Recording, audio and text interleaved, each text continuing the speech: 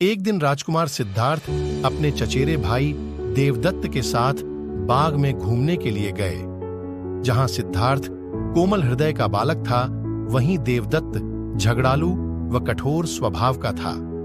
सिद्धार्थ की सभी प्रशंसा करते थे। देवदत्त की प्रशंसा कोई नहीं करता था, इसलिए देवदत्त मन ही मन सिद्धार्थ से जलता था। जहां वे दोनों घूम रहे थे, उनसे थोड़ी ही दूरी पर एक हंस उड़ रहा था। उस हंस को देखकर सिद्धार्थ बहुत प्रसन्न हो रहा था। तभी देवदत्त ने कमान पर तीर चढ़ाया और हंस की ओर छोड़ दिया। तीर सीधा जाकर हंस को लगा। वह घायल हो गया और छटपटाकर नीचे गिर पड़ा। सिद्धार्थ ने दौड़कर उस घायल हंस को उठाया। उसने हंस के घायल शरीर से बह रहे लहू को साफ किया और उसे पानी पिलाया। तभी देवदत्त वहां आ पहुंचा। उसने क्रोध से सिद्धार्थ की ओर देखा और बोला, इस हंस को चुपचाप मुझे दे दो सिद्धार्थ, इसे मैंने तीर मारकर नीचे गिराया है।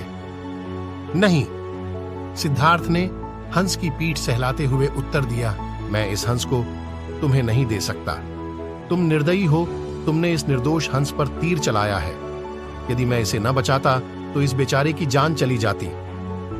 देखो सिद्धार्थ, देवदत्त उसे घूरकर बोला, यह हंस मेरा है, इसे मैंने तीर मारकर नीचे गिराया है, इसे चुपचाप मुझे दे दो।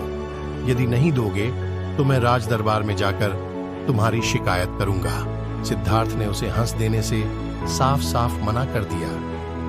देवदत्त राजा शुद्धोदन के दरबार में जा पहुंचा और सिद्धार्थ की शिकायत की। शुद्धोदन ने उसकी शिकायत को ध्यानपूर्वक सुना, फिर सिद्धार्थ को बुलावा भेजा।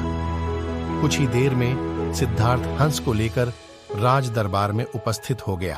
राज दरबार के ऊंचे सिंहासन पर राजा शुद्धोदन बैठे थे। आसपास के नीचे आसनों पर राज्य मंत्री तथा अन्य पदाधिकारी बैठे थे।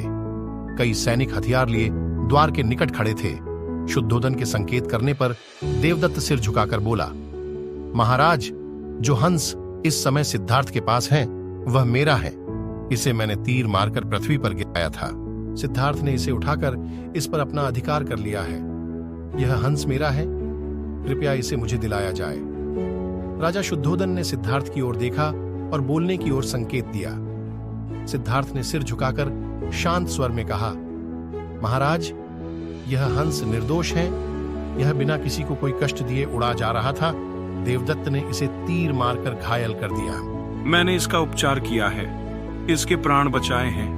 मैं समझता हूँ कि प्राण लेने वाले से अधिक प्राण बचाने वाले का अधिकार होता है। मैं आपसे प्रार्थना करता हूँ कि यह हंस मेरे पास ही रह दिया जाए। मैं इसे बिल्कुल स्वस्थ करके आकाश में उड़ा देना चाहता हूँ। शुद्धोदन ने अपने सभासद से विचार विमर्श किया। वे सभी एक ही स्वर में बोले, महाराज।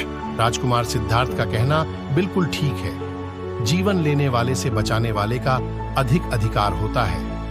अतः हंस राजकुमार सिद्धार्थ के पास ही रहने देना चाहिए। राजा शुद्धोदन ने सभासदों की बात मान ली। उन्होंने सिद्धार्थ से कहा, इस हंस पर तुम्हारा अधिकार है, तुम इसे ले जा सकते हो।